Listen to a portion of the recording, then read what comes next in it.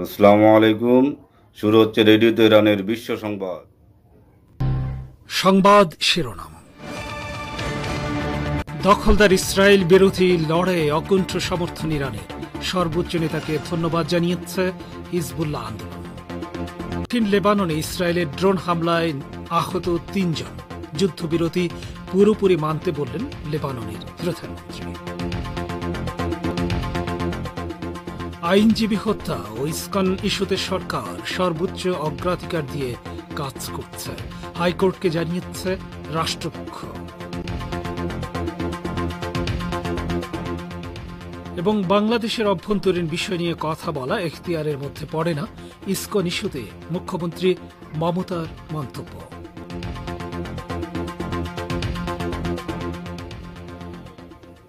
আসসালামু আলাইকুম শ্রোতা বন্ধুরা, সংবাদ শিরোনাম শুনলেন। এবার বিস্তারিত বিশ্ব সংবাদে আমন্ত্রণ জানাচ্ছি আমি সোহেল আহমেদ। লেবাননের ইসলামী প্রতিরোধ আন্দোলন হিজবুল্লাহ এক বিবৃতিতে লেবাননের জনগণ, সরকার ও প্রতিরোধ সংগ্রামের প্রতি ইরানের সর্বোচ্চ নেতা আয়াতুল্লাহ খিলুজমা খামেনেইর অকুণ্ঠ সমর্থন এবং ইরান সরকারের পক্ষ থেকে ব্যাপক কূটনৈতিক তৎপরতার প্রশংসা করেছে। লেবাননে ইসরায়েলি আগ্রাসন বন্ধ হওয়ার পর ইরানের প্রতি কৃতজ্ঞতা জানিয়ে বিবৃতি দিল হিজবুল্লাহ।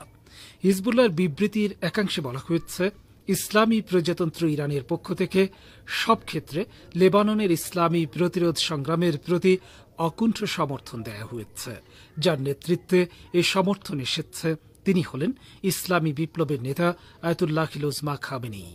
বিবৃতিতে আরও বলা হয়, দখলদার ইসরায়েলের আগ্রাসন চলাকালে ইরানের পররাষ্ট্রমন্ত্রী আব্বাস আরাকচি, তার প্রতিনিধি মোহাম্মদ রেজা শেইবানি, সংসদ স্পিকার মোহাম্মদ বাকের কলিবাফ এবং সর্বোচ্চ নেতার সিনিয়র উপদেষ্টা আলী লারিজানি একের পর এক বিভিন্ন দেশ সফর করেছেন। তারা কূটনৈতিক তৎপরতা চালিয়েছেন। তাদের প্রতিও হিজবুল্লাহ কৃতজ্ঞ। এই বিবৃতির আরেক অংশে বলা হয়েছে, লেবাননে ইসরায়েলি আগ্রাসনে ইরানের রাষ্ট্রদূত আহত হয়েছেন এবং সাবেক পররাষ্ট্রমন্ত্রী শহীদ আমির আবদুল্লাহিয়ান একের পর এক সফর করেছেন। এসব কথা হিজবুল্লাহ কখনোই ভুলবে না বলে ওই বিবৃতিতে উল্লেখ করা হয়েছে। একই সঙ্গে ইরানের ইসলামী বিপ্লবী গার্ড বাহিনী বা আইআরজিসির কমান্ডের শক্তিশালী সমর্থনের প্রতিও কৃতজ্ঞতা জানিয়েছে লেবাননের হিজবুল্লাহ। দক্ষিণ লেবাননে ইহুদিবাদী ইসরায়েলের ড্রোন হামলায় অন্তত ৩ জন আহত হয়েছেন বলে খবর পাওয়া গেছে। ইহুদিবাদী ইসরায়েল এবং লেবাননের প্রতিরোধ আন্দোলন হিজবুল্লাহর মধ্যে যুদ্ধবিরতি চুক্তি কার্যকর হওয়ার একদিন পর এই ঘটনা ঘটল। দক্ষিণ লেবাননের মার্কাবা গ্রামে একটি গাড়ির কাছে ইসরায়েল ড্রোন হামলা চালায়। বিস্তারিত না জানিয়ে ইসরায়েলি সামরিক বাহিনী পরিচালিত রেডিও চ্যানেল এই খবর দিয়েছে। দক্ষিণ লেবাননে আগ্রাসন চালাতে গিয়ে ইহুদিবাদী ইসরায়েলের সেনারা ব্যাপক ক্ষয়ক্ষতির মুখে পড়ে। এছাড়া আগ্রাসনের জবাবে হিজবুল্লাহ ইসরায়েলের পুরো উত্তরাঞ্চল এবং গভীর অভ্যন্তরেও ব্যাপকভাবে ক্ষেপণাস্ত্র হামলা চালিয়েছে। এমনকি ইসরায়েলের প্রধানমন্ত্রী বেনিয়ামিন নেতানিয়াহুর ব্যক্তিগত বাসভবন হামলার শিকার হয়েছে। চরম দুর্ভোগের মুখে ইসরায়েল এই যুদ্ধবিরতি চুক্তি করতে বাধ্য হয়, যার মধ্যস্থতায় ছিল আমেরিকা ও ফ্রান্স। কিন্তু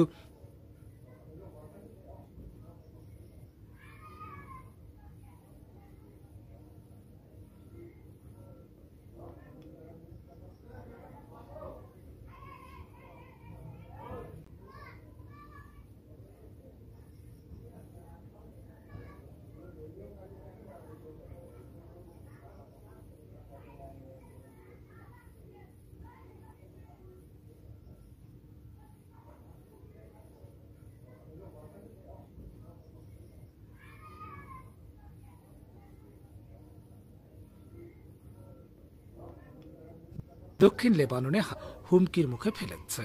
আশঙ্কা করা হচ্ছে, এ ধরনের ঘটনার পুনরাবৃত্তি ঘটলে নতুন করে পুরো মাত্রায় যুদ্ধ শুরু হতে পারে।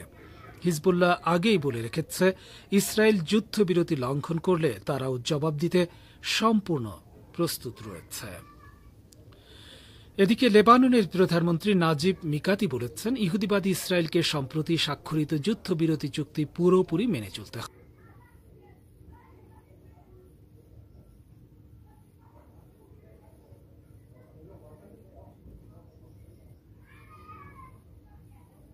হবে।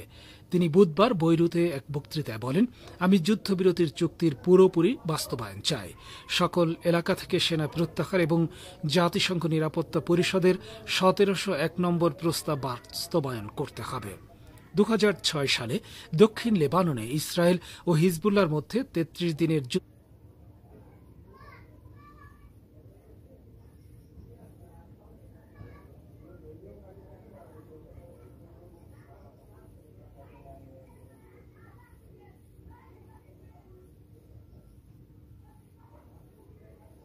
অবসানের জন্য জাতিসংঘ অনুমোদন করেছিল, সেটি 1701 নম্বর প্রস্তাব নামে পরিচিত। সম্প্রতি লেবাননের ইসলামী প্রতিরোধ আন্দোলন হিজবুল্লাহর হাজার হাজার সফল অভিযানে দিশেহারা হয়ে তেল আবিব এই সংগঠনের সঙ্গে যুদ্ধবিরতি চুক্তি স্বাক্ষর করতে বাধ্য হওয়ার পর বুধবার এই কঠোর বার্তা দেন নাজিব মিকাতি। লেবাননের প্রধানমন্ত্রী দেশটির বেসামরিক নাগরিক এবং কর্মকর্তাদের প্রতি রাষ্ট্র গঠনের কাজে মনোযোগ দেওয়ার আহ্বান জানান। ইরানের ইসলামী বিপ্লবী গার্ড বাহিনী বা আইআরজিসির প্রধান মেজর জেনারেল হোসেন সালামি বলেছেন, লেবাননের ইসলামী প্রতিরোধ আন্দোলন হিজবুল্লাহর সাথে ইহুদিবাদ ইসরায়েল যে যুদ্ধবিরতি চুক্তি করেছে তার মধ্য দিয়ে প্রকৃতপক্ষে দখলদার ইসরায়েলের কৌশলগত ও লজ্জাজনক পরাজয় ঘটেছে। হিজবুল্লাহ মহাসচিব শেখ নাইম কাসেমকে পাঠানো এক বার্তায় আজ এসব কথা বলেছেন জেনারেল সালামি। ইহুদিবাদী ইসরায়েলকে যুদ্ধবিরতি চুক্তিতে বাধ্য করানোর জন্য তিনি হিজবুল্লাহ প্রতিরোধ আন্দোলনকে অভিনন্দন জানান। এর একদিন আগে অর্থাৎ গতকাল থেকে হিজবুল্লাহ এবং ইসরায়েলের মধ্যে যুদ্ধবিরতি চুক্তি কার্যকর হয়েছে। গত 14 মাস ধরে হিজবুল্লাহ এবং ইসরায়েলের মধ্যে সামরিক সংঘাত চলে আসছিল। হিজবুল্লাহকে পাঠানো বার্তায় জেনারেল সালামি বলেন, লেবানন ফ্রন্টে যুদ্ধবিরতি হল ইহুদিবাদীদের জন্য একটি কৌশলগত এবং অপমানজনক পরাজয়।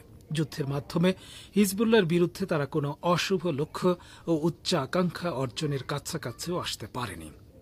জেনারেল সালামি বলেন, এই যুদ্ধবিরতি এমনকি গাজার যুদ্ধ শেষ করার জন্য একটি সূচনাও হতে পারে। সালামি আরও বলেন, ইসরায়েলের যুদ্ধবিরতি মেনে নেয়ার কারণ হল হিজবুল্লাহর বিপুল সংখ্যক ক্ষেপণাস্ত্র দখলদারদের ঘাঁটি এবং কৌশলগত স্থানগুলোকে লক্ষ্য করে তাক করা রয়েছে। সিরিয়ার উত্তর পশ্চিমাঞ্চলীয় আলেপ্পো প্রদেশে সামরিক বাহিনীর অবস্থানে বিদেশি মাদকপুষ্ট সন্ত্রাসী গোষ্ঠীগুলোর একটি জোট বড় ধরনের হামলা চালিয়েছে। স্থানীয় গণমাধ্যম জানিয়েছে, হায়াতে তাহরির আশ-শাম সন্ত্রাসী সংগঠনের সদস্যরা এবং তাদের সহযোগী সশস্ত্র কয়েকটি গোষ্ঠী গতকাল আলেপ্পো শহরের পশ্চিমে ও ইদলিব প্রদেশের পূর্বে সিরিয়ার সামরিক বাহিনীর নিয়ন্ত্রণে থাকা কমপক্ষে 10টি এলাকা দখল করে নিয়েছে। ব্রিটেন ভিত্তিক কথিত Syrian observatory for human rights বলেছে, ভারী সংঘর্ষের ফলে প্রায় 100 সৈন্য এবং সন্ত্রাসী নিহত হয়েছে। সিরিয়ান অবজারভেটরি কর্মীরা জানিয়েছেন যে মিত্র সশস্ত্র জঙ্গি গোষ্ঠীর 16 সদস্যের সাথে হায়াতে তাহরির আশ-শামের 44 জন সদস্য নিহত হয়। অবজারভেটরি এক বিবৃতিতে বলেছে, বিভিন্ন পদমর্যাদার কমপক্ষে 4 জন কর্মকর্তা সহ সিরিয়ার সামরিক বাহিনীর 37 জন সদস্য নিহত হয়েছে এবং 5 সদস্যকে বন্দী করা হয়েছে। এছাড়া অস্ত্রের ডিপো, সাজুয়াজান, মেশিনারিজ এবং ভারী অস্ত্র দখল করেছে সন্ত্রাসীরা। মনিটরিং গ্রুপটি আরও বলেছে যে সংঘর্ষে শিশুসহ বেসামরিক লোকজন হতাহত হয়েছে।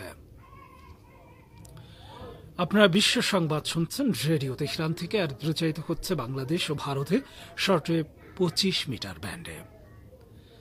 বাংলাদেশ সম্মিলিত সনাতনী জাগরণ জোটের মুখপাত্র ও ইসকনের ধর্মীয় গুরু চিন্ময় কৃষ্ণ দাসের জামিন না দেয়াকে ঘিরে চট্টগ্রামের সংঘর্ষে আইনজীবী সাইফুল ইসলাম আলিফ হত্যার বিষয়ে সরকার সর্বোচ্চ গুরুত্ব দিয়ে কাজ করছে বলে হাইকোর্টকে অবহিত করেছে রাষ্ট্রপক্ষ। আজ বিচারপতি ফারা মাহবুব ও বিচারপতি দেবাশিস রায় চৌধুরীর হাইকোর্ট বেঞ্চকে এ তথ্য জানানো হয়। রাষ্ট্রপক্ষে deputy attorney general Mohammad Asad Uddin জানান, সরকার এটি সর্বোচ্চ অগ্রাধিকার দিয়ে এবং প্রধান একটি ইস্যু ধরে অ্যাকশন নিয়েছে। পুলিশ 3টি মামলা দায়ের করেছে।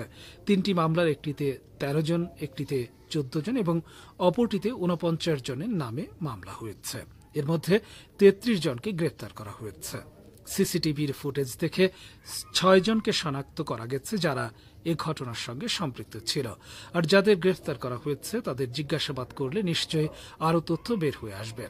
আসাদুদ্দিন আরও বলেন, পুলিশ সহ আইন প্রয়োগকারী সংস্থার সদস্যরা তৎপর রয়েছেন। শুধু চট্টগ্রামেই নয়, যেসব স্থানের কথা এসেছে সেসব জায়গায় এ ধরনের তৎপরতা দেখা গেছে। প্রত্যেক জায়গাতেই আইন শৃঙ্খলা রক্ষীকারী বাহিনীর সদস্যরা তৎপর রয়েছেন। সরকার এটাকে সর্বোচ্চ অগ্রাধিকার দিয়ে অ্যাড্রেস করছে। ভারতের পশ্চিমবঙ্গ প্রদেশের মুখ্যমন্ত্রী মমতা বন্দ্যোপাধ্যায় বাংলাদেশের বর্তমান পরিস্থিতি নিয়ে উদ্বেগ প্রকাশ করেছেন।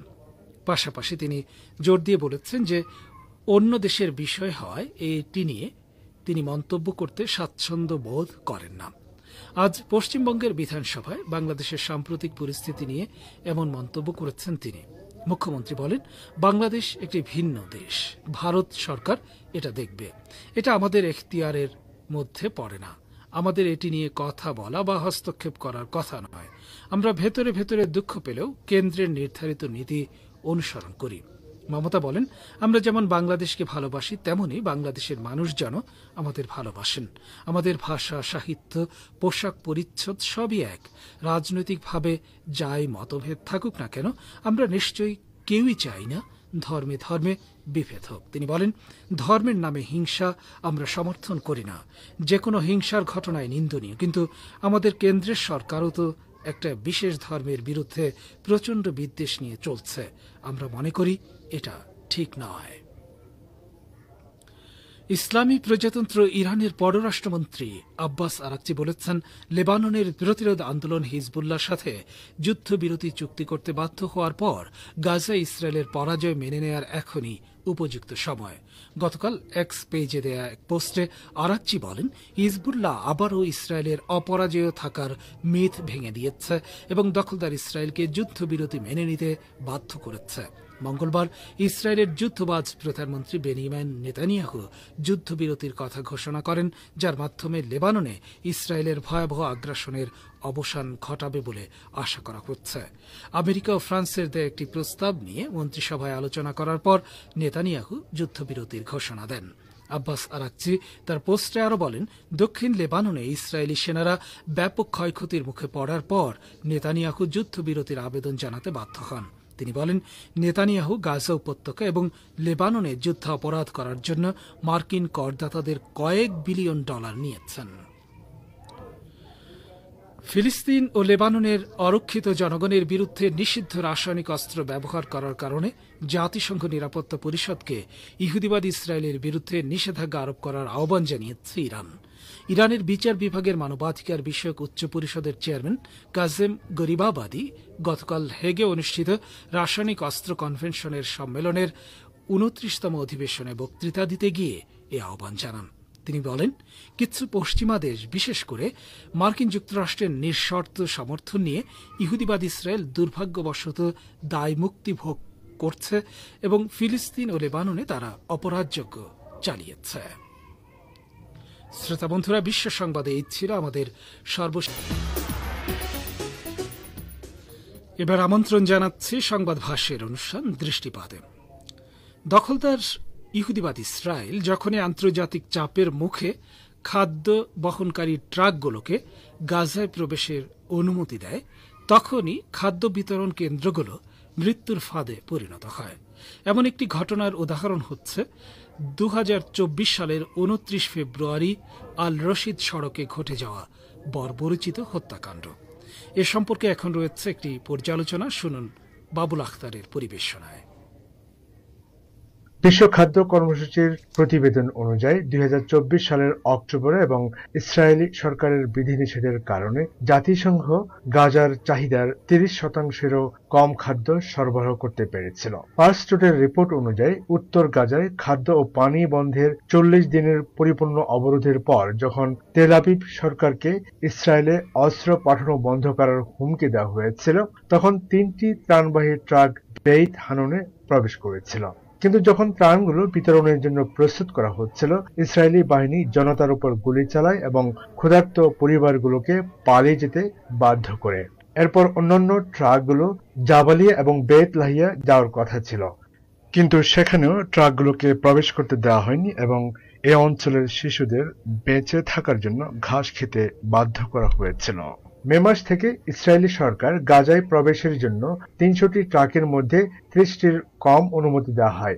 জাতিসংঘের মুখপাত্র স্টিফেন ডুজারি ঘোষণা করেছেন যে ইসরায়েলি সরকার ৩১টি পরিকল্পিত মানবিক মিশনের মধ্যে ২৭টি প্রত্যাখ্যান করেছে এবং যে ৪টি ট্রাক প্রবেশের অনুমতি দেওয়া হয়েছিল সেগুলো বিতরণে মারাত্মক বাধা দেওয়া হয়েছিল।